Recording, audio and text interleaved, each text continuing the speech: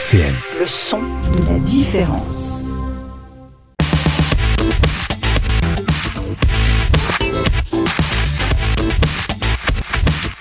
Multimédia.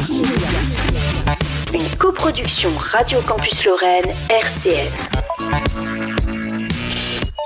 Bonjour à toutes et à tous, bienvenue dans Multimédia, votre demi-heure dédiée à l'actualité des médias, en passant par la presse, l'audiovisuel, ainsi que Internet et le cinéma. Vous écoutez bien RCN ou Radio Campus Lorraine sur le 97 FM ou sur le DAB+. Multimédia. Alors, je suis avec ici une petite équipe ici, Julien. Bonjour. Merci de dire bonjour. Pablo. Bonjour. C'est bien. Martin. Et bonjour. Bonjour. C'est bon. Alors, on va couvrir... D'abord, on va couvrir les actualités, comme d'habitude. Eh oui. Après, avant de découvrir... Après, wow, je vais y arriver. Après, juste après, on va découvrir découvrir une chronique réalisée par Pablo. C'est moi-même. Oui, et sur qui ? Sur Yann Moix. Voilà, le fameux Yann Moix. Ça donne envie comme ça. Voilà, je me débrouille avec ça. Et Martin, tu vas nous la faire sur ? Je vais vous parler de l'arrêt des deux chaînes, mais les vraies de télé, donc C8 et Énergie 12, mais les vraies raisons, pas tout ce qu'on entend. Ok. Bref, bienvenue dans Multimédia. Multimédia. Info numéro 1, donc on va parler du mercato de l'année. C'est notre fameux, on l'aime bien, c'est notre baba, c'est Hanouna. C'est bon, le cordon a été coupé. C8 et Énergie ont fait place à une absence de programmation dans la TNT. Tu vas en parler après notamment. Oui. Ceci au plus grand dépit de la populaire émission Touche pas à mon poste, animée par vous savez qui. Alors que l'émission a été reprise sur un modèle 100% numérique, donc 100% en ligne, le mercato de l'année, je cite, a été signé. Hanouna va intégrer le groupe M6 avec une diffusion sur W9 en discussion et aussi des émissions sur Fun Radio. C'est un contrat qui est reçu de manière très mitigée au sein des rédactions du groupe, car il y a un mois, souvenez-vous-en, Karine Marchand a menacé de partir si ça arrivait à voir évidemment sur l'impact des audiences. Alors du coup on en parlera plus en détail de C8 Énergie 12, ça promis, on verra ça avec Martin. Porte close à la Maison Blanche, un autre nom qu'on prononce beaucoup dans cette émission tant qu'il prend de place dans l'actualité. Donald Trump. Ce 12 février, des journalistes de l'Associated Press, ou AP, se sont retrouvés avec l'accès refusé à la Maison-Blanche. Pourquoi ? L'agence de presse n'a pas reconnu le changement de nom du Golfe du Mexique en Golfe de l'Amérique. Alors, 10 jours plus tard, le 22 février, l'AP attaque en justice 3 responsables de l'administration Trump. À une quarantaine de sociétés de journalistes états-uniennes soulèvent d'un levé de l'interdiction d'AP aux conférences de presse présidentielle. La tribune a notamment été relayée par Le Monde. Le soutien est donc international. Wikipédia contre Le Point. Est-ce que vous avez vu passer ça ? Ça me dit quelque chose. Alors, des fois, la vérité fait le plus mal.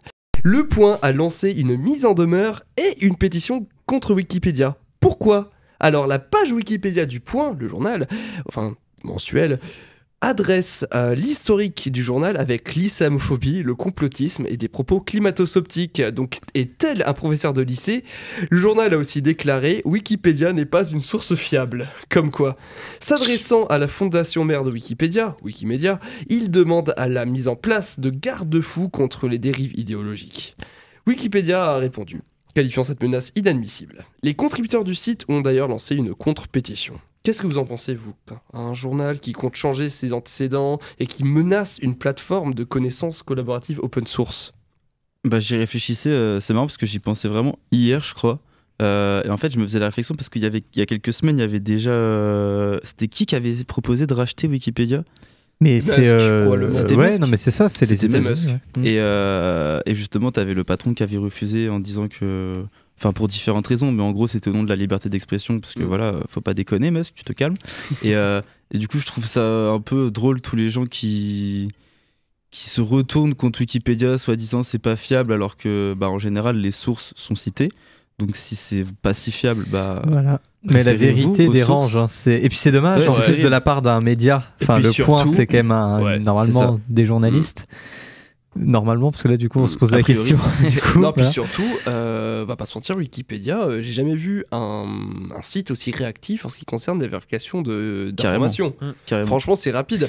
Sur des articles assez connus, on va dire, où il y a beaucoup de passages dessus, effectivement, les fausses informations sont assez rapidement évacuées. Ouais. Alors, un accord de plus. C'était il y a un mois, on en a un peu parlé, souvenez-vous. Je parle de la menace de Disney+ sur le cinéma français. Alors, notamment autour des délais de sortie. Eh bien, pas de changement avant un petit moment, car Canal+ a réussi à sécuriser un accord pour des droits de diffusion 6 mois après leur sortie en salle, gardant leur pole position sur le cinéma français. Alors, on parle de 480 millions d'euros minimum investi jusqu'en 2027, ce qui est un coup dur pour Disney qui avait obtenu un accord pour passer de 17 à 9 mois après la sortie en salle. Ciné mensuel disparaît. Alors le satirique et dissident de Charlie, Ciné mensuel, précédemment Ciné Hebdo, disparaît. Le journal satirique subissait des pertes colossales, 16 à 17 000 euros par mois. Leur dernier numéro a été tiré à 40 000 exemplaires. Ciné est mort en 2016 et sur sa dernière rune, on voit Ciné réaliser un dernier bras d'honneur sur nos kiosques de journaux. Quel est votre avis sur la disparition des journaux satiriques ? Parce que c'est... En fait, là, il y a deux sujets. Il y a le fait que ce soit un journal satirique et le fait que la presse écrite décline. Oui. En fait, il y a deux choses, ouais. Deux choses différentes. Ouais, même le dessin de presse en général, finalement. Oui, je saurais pas dire s'il y en a moins qu'avant. Mais en tout cas, ce qu'on voit, c'est qu'en presse écrite, déjà, les gens achètent moins, ça c'est sûr. En tout cas, en version papier.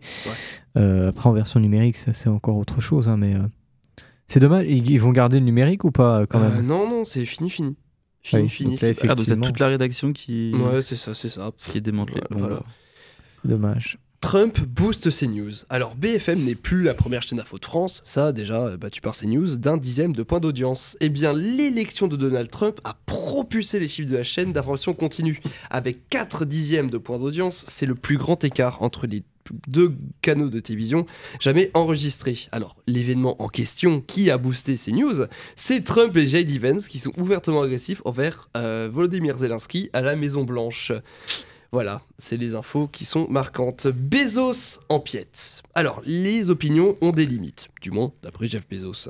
Ce 26 février, il a annoncé limiter les tributs du Washington Post, qu'il a racheté en 2013, aux libertés personnelles et au marché libre. Il avait déjà dérogé à la pratique habituelle de l'endorsement, c'est-à-dire un média états-unien, souvent soutenant ouvertement un ou une candidate lors des élections présidentielles. Il avait notamment refusé que Washington Post soutiennent Kamala Harris. Cette imitation des rubriques d'opinion assez qualitatif présente un risque pour la liberté d'expression aux États-Unis et beaucoup accusent Bezos de s'être rapproché de Trump car il était présent au premier rang lors de son institution. Apathie écartée. Ce mardi 25 février, lors de la matinale de RTL, Jean-Michel Apathy a déclaré, je cite, « La France a fait des centaines d'ouradours sur glane en Algérie. » Réaction immédiate des politiques de droite comme Éric Ciotti, qui déclare sur X, anciennement Twitter, je cite, « Je croyais que Bruno Retailleau avait expulsé tous les influenceurs algériens, mais visiblement, il y en a encore un sur RTL. » Alors, RTL vient alors ce 4 mars. Ouais, c'est Éric Ciotti. C'est Éric Ciotti. Plus on avance, plus il a pété un plomb. Ça devient fatigant, quoi. Il y a zéro vanne, j'ai vraiment cité son tweet. Ok. RTL vient alors ce 4 mars d'annoncer que Jean-Michel Apathy est mis en retrait de l'antenne de RTL. Apathy a salué le fair play de cette décision, mais ne s'excuse pas ou se retire pas de ses propos, comme déclaré sur l'antenne. Oui. C'est de pire en pire, c'est-à-dire que maintenant tu donnes des faits historiques et maintenant t'es mis en retrait de l'antenne. Enfin, c'est quand même assez hallucinant. Il suffit que l'extrême droite fasse un tweet et hop, ça y est, hop, on saute. À ce rythme-là, on n'est pas rendu, quoi. Enfin, je veux dire, dans ce cas-là, oui, effectivement, tu supprimes Wikipédia, tu supprimes les gens qui font leur travail de journaliste, en fait. Ça s'appelle la censure, globalement. Ouais. Voilà, c'est... Et pas n'importe quelle censure, la censure quand ça nous arrange. Oui, la censure quand ça arrange. Bah attendez, on n'a pas fini de parler de chroniqueurs, là. Cool. Dacier condamné. On sent l'entrain. Ouais, j'ai trop envie. Jean-Claude Dacier, chroniqueur à CNews, a été condamné à 1 000 € d'amende pour des propos anti-musulmans. En effet, en 2022, il avait déclaré, je cite, « Les musulmans, ils s'en foutent de la République ». Après une plainte de l'Union des mosquées en janvier 2023, il a été reconnu coupable d'injures publiques en raison de l'origine, l'ethnie, la nation, la race ou la religion. Lefebvre, regardez. Alors dans la même veine, cette fois dans le cadre du conflit du Proche-Orient, la chroniqueuse grande gueule des RMC, Barbara Lefebvre, s'est fait recadrer par RMC après avoir déclaré, je cite, « Il faut vider Gaza » sur la chaîne de télévision israélienne I24. Alors la CGT a déclaré attendre des actes concrets.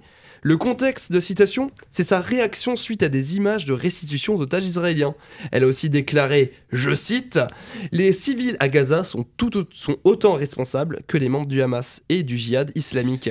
Tout cela devra à un moment ou à un autre être payé. Et payé au prix fort. La bande de Gaza doit devenir une zone vierge. Il faut que ces gens-là aillent vivre ailleurs. » Et là, elle est pas mise en retrait de l'antenne. Non, là, ça marche pas dans ce sens-là. C'est vrai ce qu'elle dit. Mais justement, j'allais y venir. On a donc ici 2 cas. On a un condamné, donc et l'autre sans action juridique encore entreprise. C'est encore un peu trop récent.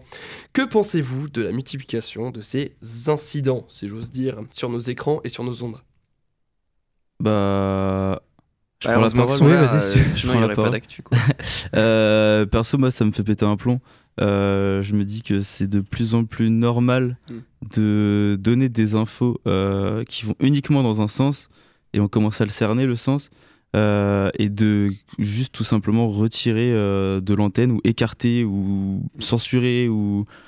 Enfin ouais, vraiment. Non mais là il y a un virage vraiment Ouais, en fait, très très fort éditorial quoi, partout. C'est ça, à l'époque c'était juste... Enfin à l'époque, il y a encore RTL, pas si là. Il y a longtemps. 2 ans, quoi. Et oui c'est ça, exactement. Il y a encore pas si longtemps, c'était juste 2 opinions entre guillemets, même si on a bien plus, mais Voilà, on et va puis dire qui CNews s'opposent. était sauté, il faisait ça et t'as influençait carrément pas les médias. un parti qui commence à prendre vraiment Ouais, la le main contrôle des médias. et le contrôle de tout ça. Ouais. C'est Mhm. ça qui est... En fait là, on arrive à du pouvoir médiatique et du coup ça touche autre chose que simplement des opinions qui s'expriment. C'est que là il y a une prise de pouvoir sur les relayeurs en fait de toutes ces informations et ça devient dangereux. T'en penses quoi, Julien ? Bah, c'est ça, hein, on n'est plus sur du journalisme où on va checker une info, on est plus sur de l'éditorialisme où cette info-là, qu'elle soit vraie ou fausse, j'en ai rien à faire, mais elle me dessert ou elle me va pas, bah on l'enlève. Et cette info-là, elle est peut-être fausse, mais je m'en fiche, j'ai envie qu'on le sache et ça m'arrange. Donc, Et on ne leur dira rien à ces gens-là. Voilà. C'est clair. Alors Il y a que dans aussi l'autre ça, c'est sens, qu'il y a un c'est silence, pas le cas.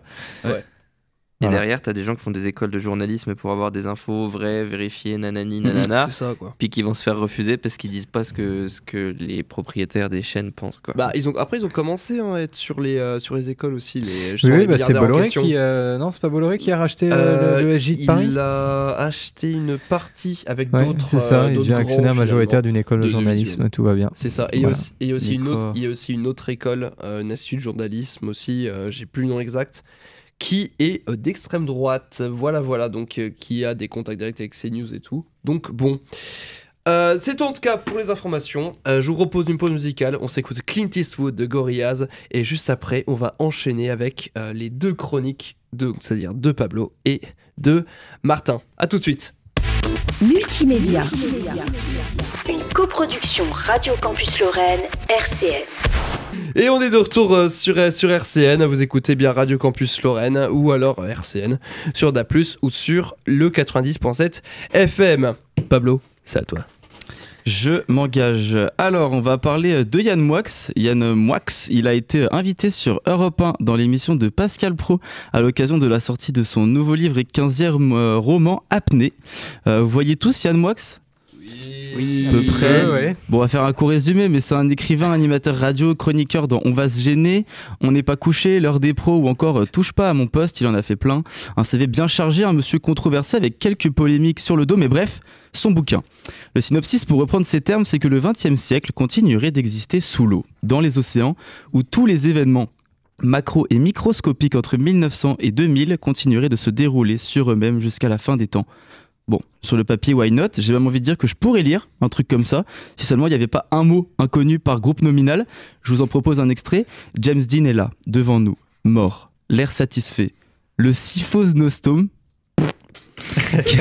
qui passe ne lui fait aucune impression particulière. Bonne ou mauvaise, tout doucement une couronne de cériant se pose sans aucun poids sur son front rempli de paix. Un flux de poids dissimule la présence à dépouille en espèce de ciganon affreux. S'approche et la tristesse du spectacle en est aggravée. Désolé, j'arrive pas. Après, c'est peut-être ma faute. Hein. Je sais que je lis pas assez. Moi-même, je me le dis. Je saigne du nez quand je lis plus de 10 pages de suite de Herman Hesse. Mes références littéraires, c'est Elmer, l'éléphant multicolore et Kid Paddle. Donc, c'est pour vous dire que je suis pas objectif et que c'est possible que le répertoire de Yann Moix vous convienne, que ce roman vous émeuve, que ces descriptions prolongées, neurasthéniques et conceptuellement riches fassent vibrer le don sensible silencieusement logé dans les cavités zombifiées et nerveuses qui représentent vos corpulences individuelles. Ouais, je sais. Bref, donc son bouquin, il a aussi une autre particularité au-delà de sa richesse linguistique. C'est un livre en alexandrin. Ouh, Wow. ah, Révolutionnaire. incroyable. Je pense que c'est stylé. J'ai jamais essayé, C'est pour ça que jamais c'est lu chiant, non en plus, comme vous vous en doutez, mais ça doit être stylé. Donc cet ouvrage, il fait 300 pages. Il a mis 5 ans à l'écrire parce que soi-disant c'est compliqué d'écrire en alexandrin toute la journée. Bref, il dédie un chapitre entier à une synthèse des mots MAUX du 21e siècle, dont sur 30 pages explore les raisons pour lesquelles il vaut mieux rester sous l'eau, donc au 19e siècle, faut suivre. Bref, on accueille un recueil de souvenirs d'une époque où fleurissaient les prémices et les premières esquisses de notre société actuelle, dont notre cher Yann semble bien nostalgique. Mais c'est pas pour promouvoir ces textes que j'écris cette chronique, vous commencez à me connaître, ici on pointe du doigt les gens méchants, donc allez hop, ça dénonce. En dehors de la promotion de ce livre, donc, Pascal Praud recevait également son auteur pour discuter de la polémique à laquelle il est mêlé ces derniers temps. Vous vous souvenez sûrement qu'on avait pu savourer un superbe documentaire il y a plus d'un an maintenant. Documentaire dans lequel on pouvait entendre Obélix grogner sur de jeunes fillettes nord-coréennes et proférer des remarques à la hauteur d'un sanglier en rut, mais un sanglier pédophile et français du coup. Je sais pas si ça vous revient un peu, Ouais, ces images. Malheureusement. Voilà. J'ai les images en tête. Donc récemment, d'autres images ont été révélées qui montrent que Gérard Depardieu et Yann Moix étaient tous deux rassemblés en Corée, contexte dans lequel ces images avaient été filmées. Et dans un nouvel extrait, on voit les deux intellectuels parler des femmes main dans la main, ou plutôt main dans le caleçon, lol, avec une répugnance palpable et un irrespect naturellement glauque. On y entend par exemple, ce sont des femmes abîmées, c'est des femmes qui ne ressentent rien donc faut cogner. Elle est maintenant avec un mec encore pire, une fiotte. Ou encore, d'ailleurs tous les PD ça se voit pas, c'est une gueule de saloperie. Ou aussi, elle est très jolie, t'as vu? Et pas mal d'autres propos délicieux, je vous invite à aller voir sur les réseaux sociaux si vous êtes curieux, mais faites ça entre les repas par contre parce que ça peut générer des réflexes vomitifs. Ces images elles sont choquantes parce qu'elles remuent le couteau dans la plaie de celle révélée par l'acteur sur l'acteur de Cyrano de Bergerac il y a quelques mois, mais cette fois ça inculpe un autre membre de la prestigieuse culture française. Il faut préciser aussi qu'à l'époque Yann Moix s'était désolidarisé en 2023 des propos tenus par Gérard Depardieu avant que les siens soient mis en lumière. Et cette fois-ci encore, Yann Moix a réagi donc sur Europe 1 après avoir tenté d'esquiver la diffusion du fameux passage, mais cette fois pour se défendre en expliquant que ce n'est pas un documentaire mais un film de fiction. Je l'explique. Je l'explique à ses heures perdues. Yann Moix est réalisateur et apparemment ses dialogues seraient des extraits de son prochain film nommé 70, dans lequel il interpréterait volontairement et sciemment ce personnage dégueulasse et avec comme camarade à l'affiche de ce film Gérard Depardieu dans le rôle de Gérard Depardieu. Bon bah pour lui on n'a rien à faire, on peut plus le sauver. Donc les acteurs ils seraient filmés 24 heures sur 24 avant de trier au montage vraisemblablement les interventions les plus crades afin d'en constituer un film. Cela expliquerait pourquoi il porte un micro et il accuse par ailleurs son producteur de lui avoir volé ses rushs pour les dévoiler en douce à Libération. Bon, Ouais. soit, pas con comme défense, mon Yannou, mais rester 24 heures sur 24 dans un personnage, j'en connais pas beaucoup des acteurs qui arrivent. Il y a forcément des moments où t'as besoin de pisser, de respirer un coup ou de grogner selon la dose de vin ingurgité. Aussi, même avec des micro-cravates, on les entend à peine. Je reconnais quand il y a messe basse sans curé, et là mon petit doigt me dit qu'on les a pas briefés sur la sensibilité des micros. Par ailleurs, pour l'anecdote, Yann Moix, il disait il y a quelques années qu'il ne pouvait pas sortir avec des femmes de plus de 25 ans. Il est de 68, faites le calcul. Affirmation qu'il a finalement démenti en disant qu'il était en fait bloqué dans un processus psychanalytique par rapport à la mère. Et qu'en disant ça, il se plaignait. Moi, loulou, j'ai presque envie de lancer une cagnotte pour rembourser ses frais chez le psy. Et j'ai un peu fouillé. Et il n'est pas non plus à sa première controverse ni à ses premiers retournements de veste. Il a notamment été sujet à une polémique sur des textes antisémites et négationnistes publiés dans ses années étudiantes, collaborant à 3 numéros de Ushoeya, un magazine de fabrication artisanale négationniste et qui véhiculait un antisémitisme extrême et un racisme virulent à l'encontre des Noirs. Ce qu'il a démenti. D'abord, il faisait que recopier parce qu'il avait la meilleure écriture. Puis il a avoué qu'il avait en fait intentionnellement écrit. Puis en fait, c'était un pote à lui. plus lui du tout. Puis en fait c'est bien lui mais il a grandi depuis et il a honte de l'homme qu'il était. Bref, donc le passé ne prévoit pas le futur, surtout s'il a pris conscience de ses erreurs, mais c'est pour rappeler que ce monsieur a un CV solide en termes de discours discriminants et d'excuses plus ou moins bidons pour couvrir ses bêtises. On dirait un peu un chien qui a bouffé la moitié de la table basse pendant que t'étais au boulot et qui remue la queue avec son sourire de petit con quand tu reviens à la maison. Plot twist, il recommencera. Et pour clôturer l'émission de Pascal Praud, on a eu droit à la plus sincère autofellation jamais procurée par un être humain. Je trouve que d'abord Gérard Depardieu est un immense comédien. Non, mais bien sûr, et moi je suis un immense écrivain, donc vous voyez bien aussi le point commun qu'il y a. Il y a une haine du talent, une haine du génie. Voilà, je savais pas qu'on pouvait s'auto-diagnostiquer génie, quoique c'est peut-être le même cycle, celui qui a trouvé son blocage psychanalytique par rapport à sa mère. En tout cas, tous ces éléments trouvés par votre enquêteur préféré, c'est moi, semblent tous converger vers une issue tragique. En plus d'être un gros dégueulasse, Yann n'est pas la personne idéale à qui confier un secret compromettant.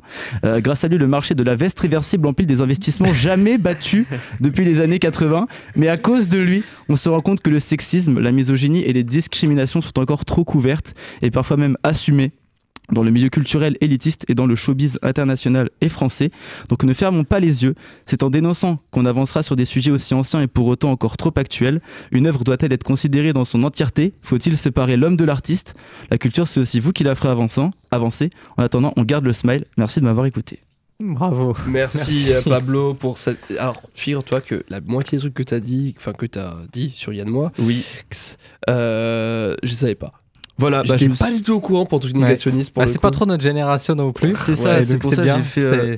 C'est important. J'ai fait quelques petites recherches et ouais, il a pas mal de très controversé, pas mal de choses qu'il dit. Deux trois petits trucs quoi, deux trucs par là, des choses et d'autres, des broutilles. Et j'ai trouvé ça assez rigolo, c'est parce que quand il y avait des choses un peu controversées, un peu qui tendaient vers l'antisémitisme, ce genre de choses, il retournait pas mal sa veste. À dire qu'en fait c'est les autres et en fait il pensait pas comme ça et qu'en fait c'est les autres. Honnêtement, je serais vraiment pas étonné je serais pas étonné qu'il ait genre 20 articles Mediapart à son nom. C'est possible. À vérifier. C'est à ton tour Martin pour clôturer cette émission. Exactement, bah allez on va reparler des chaînes Énergie 12 et C8, vous allez me dire quoi encore? Bah oui mais cette fois-ci je vais donner les raisons officielles de ces chaînes parce que la désinformation à ce sujet est très très virale, elle vient même des principales chaînes concernées, donc on va remettre la loi et l'ARCOM au centre du village. Donc oui, depuis le 1er mars, vous l'avez peut-être remarqué, il y a 2 chaînes en moins sur la TNT, mais comment on peut fermer une chaîne? Et c'est encore un coup des gauchistes ça, et puis quel droit à l'ARCOM pour faire ça? C'est de la censure, on n'a pas fermé France Inter, hein. Tiens, c'est étrange. Et qu'est-ce qu'il va y avoir à la place de ces 2 chaînes? C'était pour faire taire Hanouna, hein. Bon, beaucoup de questions auxquelles je vais essayer de répondre, pas mal de fact-checking, tout ça en 5 minutes ça va être dur. Enfin, si j'ai été payé pour chaque fake news, enfin non, déjà si j'étais payé, puis si j'étais payé pour chaque fake news que je vais corriger, je serais milliardaire d'ici la fin de la chronique. Alors on va commencer depuis le début, c'est mieux quand même pour une histoire. Il était une fois au pays de la télévision française au début des années 2000, 6 chaînes de télé qui se battent les parts d'audience. En 2005, un nouveau-né arrive, la TNT, télévision numérique terrestre, et pour l'occasion on va passer de 6 chaînes à 13 avec la création de nombreuses nouvelles chaînes, et pour cela l'ancien nom de l'ARCOM, le CSA, attribue des fréquences sous contrat. Parmi elles, Énergie 12 et Direct 8, renommé plus tard C8 quand Bolloré rachètera Canal. Donc oui, vous avez bien entendu, sous contrat. Et comme n'importe quel contrat, si tu ne respectes pas, t'es viré. Et donc il s'agissait de contrats de 10 ans en 2015, donc renouvellement des fréquences. Cette année-là, les chaînes créées en 2005 sont toutes reconduites, en plus de la création de nouvelles chaînes. Donc là, un nouveau contrat est signé pour toutes les chaînes et c'est reparti pour 10 ans. Nous voilà donc en 2024, on discute du renouvellement des fréquences pour 2025. Sauf qu'entre-temps, certaines chaînes n'ont pas trouvé leur public, notamment Énergie 12, et d'autres ont tellement trouvé leur public qu'ils commencent à faire n'importe quoi, comme C8. Donc là, c'est comme au travail ou à l'école, on dit attention au début, puis ensuite, la prochaine fois, ça va barder. Et puis après, là, je vais me fâcher tout rouge. Puis après, tombe un premier avertissement ou sanction, puis 2, puis 3, puis 4, puis 5, puis 6, puis 7... 8, 9, 10, vous me dites quand je m'arrête parce que ça peut être très long, 12, 13, 14, 15 pour à ce rythme là on est encore là demain. En résumé 35 sanctions ou mises en garde pour la seule chaîne C8 en 12 ans. Bravo, là je crois qu'on a affaire à des experts quand même, j'ai l'impression qu'ils y ont pris goût. Au total c'est plus de 7 millions d'euros d'amende aussi pour la chaîne. Bon après vu la fortune de Bolloré on n'est pas à quelques millions près. Alors je vous vois venir, oui mais c'est pourquoi ces sanctions? C'est de l'acharnement. Bon je vous laisse vous faire votre propre avis mais voici les motifs des sanctions, attachez-vous. Non-dissimulation de marque, propos discriminatoires sur les personnes handicapées, gifles en direct, canular téléphonique homophobe, attouchement en direct, faux reportage, diffusion de photos compromettantes. Là, on n'est qu'à la moitié, courage. Mais là, je crois que ces derniers jours, on n'a pas trop entendu ces arguments dans les médias de Bolloré. Donc, respirez un beau coup, on y retourne. Diffusion d'un film anti-IVG, fausses informations, insultes contre des élus, faux invités, théorie du complot, insultes, baisers forcés et dénigrement de candidats à une élection. Ça, c'est en résumé. Donc, on peut dire ce qu'on veut, mais là, il y a quand même 2-3 trucs qui n'ont pas été respectés dans le contrat. Ouais, ça se tient. En plus, niveau finance, C8 et Énergie 12 sont dans le rouge depuis leur création, perdant plusieurs dizaines de millions d'euros par an chacune. Vous ajoutez à cela que des propositions de nouvelles chaînes ont été faites et que 2 d'entre elles ont visiblement séduit l'Arcom. Vous avez une bonne partie des éléments qui expliquent le choix de pas renouveler C8 et Énergie 12.